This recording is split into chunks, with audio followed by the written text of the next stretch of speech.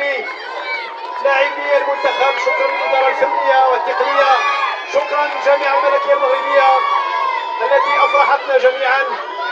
لقاءات جميلة جدا، أداء رائع، حضور كاريزما لهذا البطل الخارق.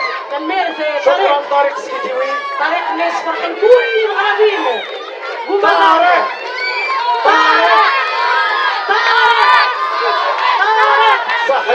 صحيح.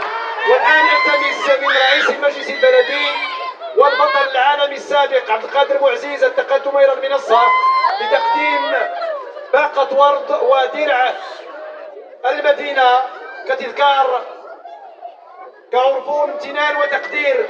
شوفوها طارق السكيتيوي.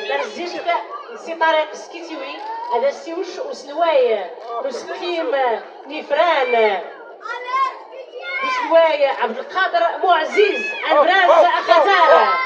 اطفأ سي طارق. وباقة الورد يقدمها البطل العالمي السابق عبد القادر معزيز ونائب رئيس الجمعية المنظمة للمهرجان.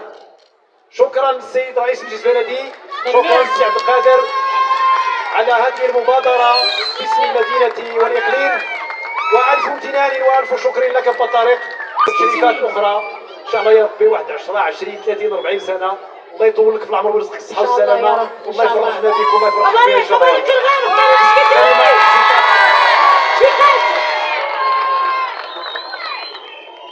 السلام عليكم، سعيد كثير التواجد ديالي بينكم ومعكم.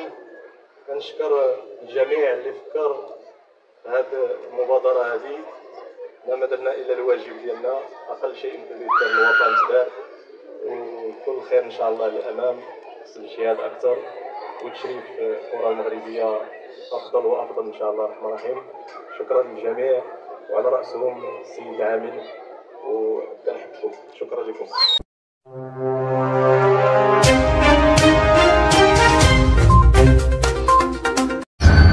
لا تنسوا الاشتراك في القناة وتفعيل زر الجرس كي يصلكم كل جديد.